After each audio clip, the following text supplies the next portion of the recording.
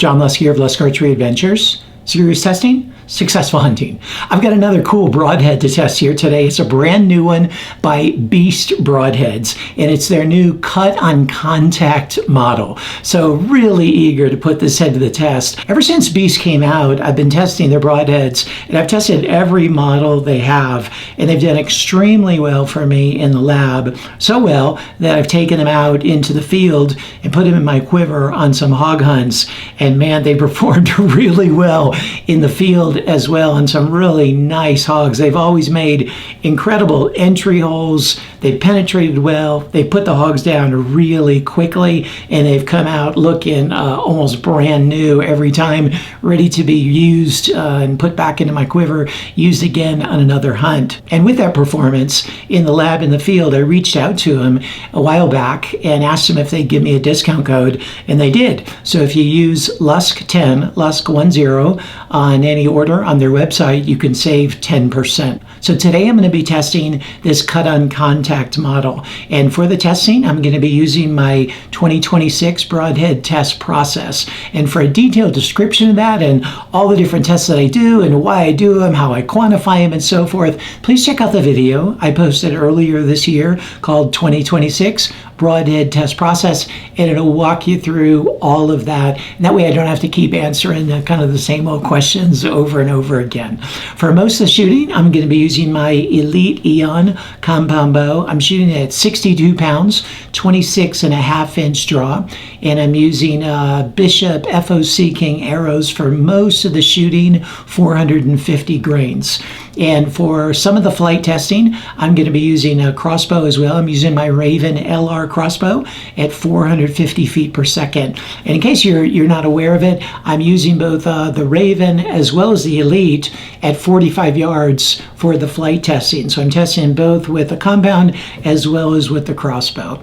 Okay, let's zoom on in here. Check out this broadhead, go through some of the design features and specifications, and then put it to the test.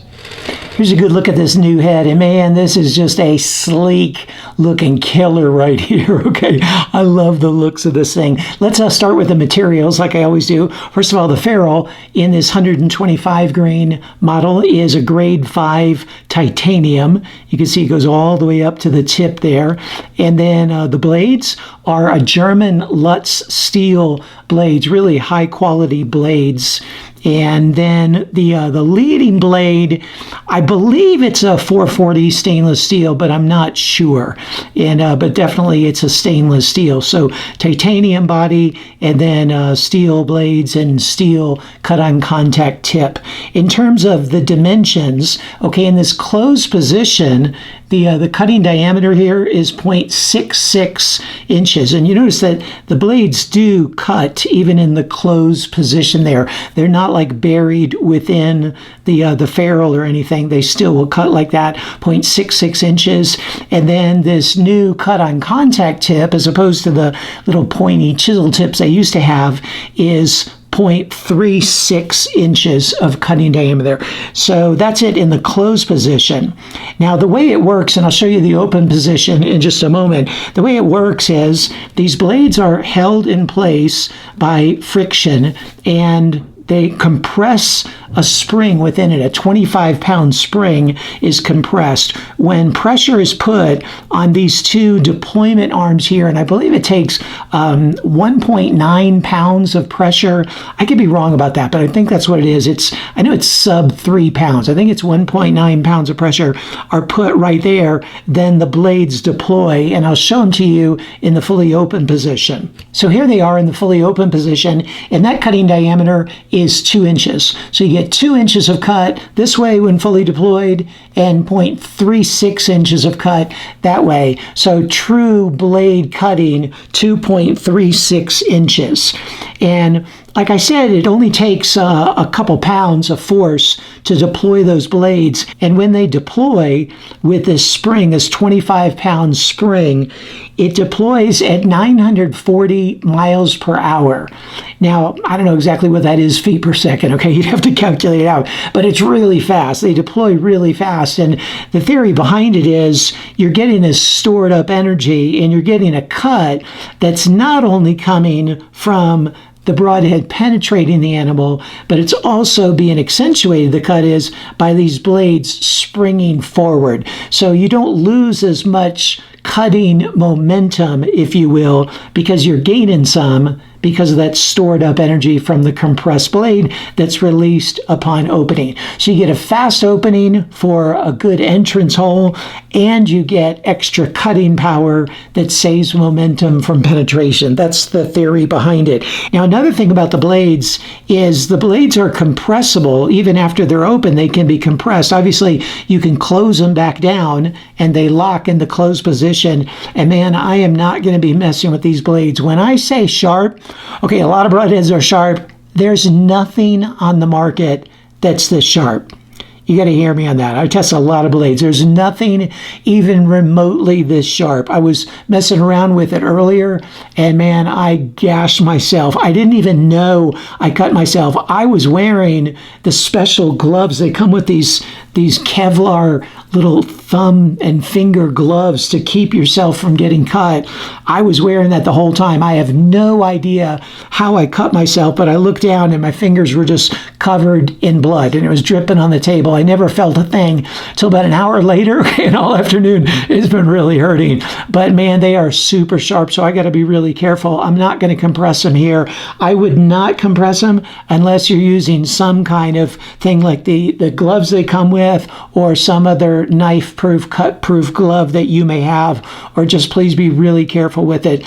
But if you have a hard impact, these blades will compress, and they call it bone avoidance technology, that a very hard hit on a bone, on both of the blades or one of the blades, it will compress just enough to be able to get past that bone, and then that spring is so taut and there's so much stored energy in it, they're going to spring back forward really quickly. Now, if you happen to hit something really hard and they close all the way down to where they lock, well, then again, it only takes like sub 2 pounds of force for the blades to redeploy. So as soon as they hit some kind of tissue, they're just going to spring back open and redeploy. I suppose that could happen within an animal. They're definitely designed to compress. They're not supposed to lock as they go through an animal. And honestly, I'm not really that worried about it, because even if they did, they would open back up really quickly. And I've shot not this model, but I've shot all the other models of beasts through animals, and I've never had that happen. I mean, they make a nice entrance hole and a nice exit hole. And I imagine on bone, they would compress a little bit, but I've never had them lock up within an animal, and I've taken quite a few animals with them. Now, you'll also notice that in this 2 inches of cutting diameter, you're getting a curved blade. And, you know, more and more broadheads are moving to this curved blade. Dale Perry has used it a lot with the Gravediggers, and then with his Evolution Outdoors, Jekyll and Hyde. The NAP Killzone RX series uses a curved blade, and there's others that do. Beast has been using curved blades from the beginning because they slice more effectively. It's the reason, like a katana, Japanese samurai sword, is curved, because when there's a slashing motion, it slices more effectively and promotes bloodletting more effectively. So I like the way they have these curved blades like that.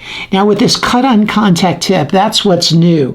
Before, they used like a chisel tip. Here, I'll show you one. I just happen to have one out here. They use this really slick looking chisel tip.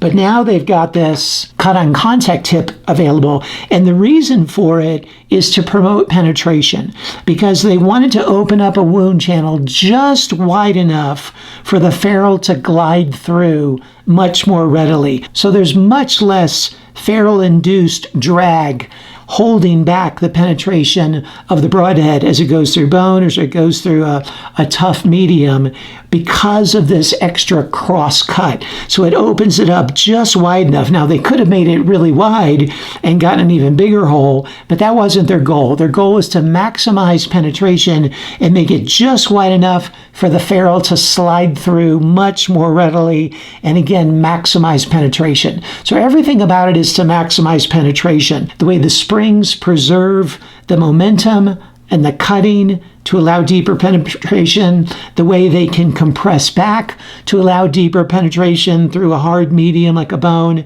and the way that now with this cut-on contact tip, it can cut across channel to allow less drag on the ferrule, again to maximize penetration. And as for the thickness of the blades, the main blades are 0.035 inches thick, and this cut-on contact tip is 0.050 inches thick. So it's designed to be extra thick to help prevent rollover and maximize durability. Another thing that's really interesting about it is you'll notice the ferrule goes all the way up, almost to the end of it, just to provide lateral support. And you see a set screw in there holding it in place, but you really don't see any big protrusion from the head of that bolt that would hinder penetration. I like the way they've done that. And I also like the way that this blade, this cut-on contact blade, wraps around the titanium ferrule, so that bolt is really not load bearing. I mean, it probably loads it probably bears a little bit of a load, but it's not designed to be load bearing. It just holds all this together.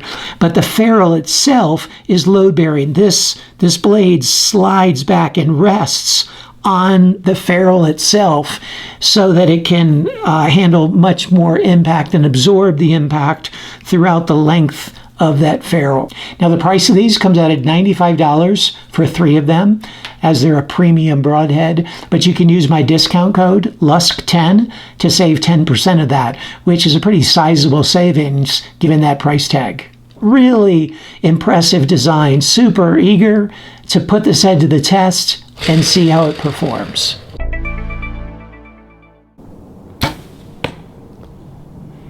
It got the bullseye with the Elite Eon at 45 yards.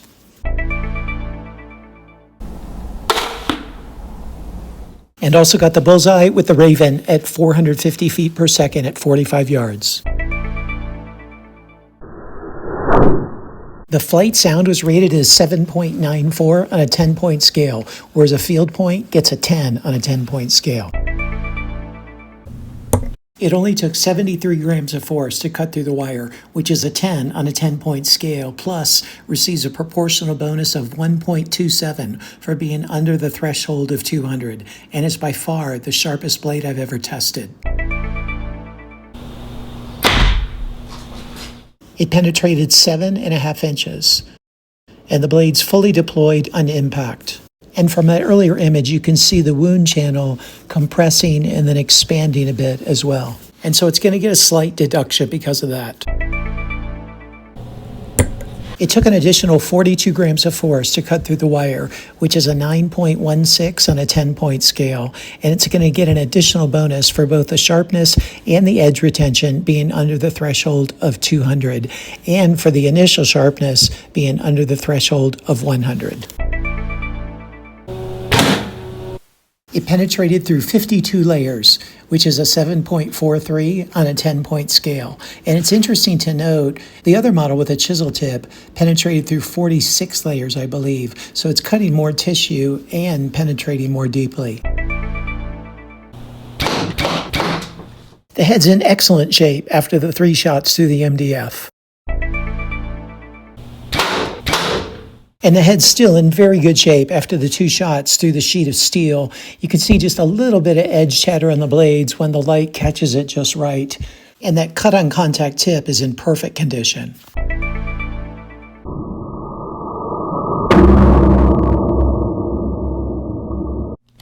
Here it is after all the durability testing. It held up perfectly well after the 3 shots through the MDF, and then the 2 shots into the 22 gauge sheet of steel, it did really well. Little tiny bit of edge chatter, but not that much. I was impressed and a bit surprised with that, and the cut-on contact tip held together really well into the sheet of steel. And then into the cinder block, you could see that it's stuck quite deeply into the cinder block, and the arrow broke. I ran out of my my FAD eliminator Bishop arrows that I usually use. I need to get some more, and so I used one of my other arrows, and it just broke off. Okay, as you can see, man, I'm so thankful for those other Bishop arrows that I have that are really durable, or that would be happening all the time. But the Broadhead stuck quite deeply into the cinder block, and it bent on impact, but I think I accentuated the bend a bit more trying to get it out. I had to use a hammer and chisel and kind of wiggle it around to get it out. So I made it bend a little bit more, but still it held together overall well. Obviously a bend there in the ferrule and in that tip, but structurally it stayed intact. Really impressive durability. So what'd you think? Man, this is a winner of a broadhead. It performed so well in every area that it got the highest score of any mechanical head that I've tested so far, and I've tested some really good ones. I know you're kind of splitting hairs at the top scoring like that, but this one did get the highest score of any mechanical so far. I just love so much about it. I like that cut on contact tip just to give you a little bit more cut, as well as to open up a wider wound channel for less friction on the ferrule and less friction as the whole arrow shaft glides through the animal. I think it'll aid in penetration, but the flight, the durability, the penetration, the cut size, man, it just did not have a weakness. And what about the sharpness? Man, when it comes to sharpness, Beast is in a class by itself, and I know they've worked really hard on that. They just added a 10th step to their honing process. Okay, they have such a detailed process, and again, they use these incredible blades that they get from Let's Germany, and there's just so much more I could say about them. But man, the performance of this broadhead is just exceptional. Can't wait to try it out on the field in the upcoming months on some hunts that I have. But hey, you check out the score sheet and see how it scored in the areas that matter to you the most, and see if it might be a good fit for you. And stay tuned for a summary of the score sheet. You can find the details of all the scores that it got and all the tests that I did in the video description, as well as in the description I'm going to put a link to an Excel spreadsheet that has all the scores of every head I've tested for the last few years. But stay tuned for a summary of that score sheet, the overall cumulative score and the corresponding Lusk grade, and stay tuned for a list of all the discount codes I can offer to help you save some money in the field. Like for the Beast broadheads, again, Lusk 10, Lusk 10 will save you 10% on any order on their website. And hey, they're not really cheap, and so that 10% is quite a savings. But hey, thanks so much for tuning in. I look forward to seeing you next time.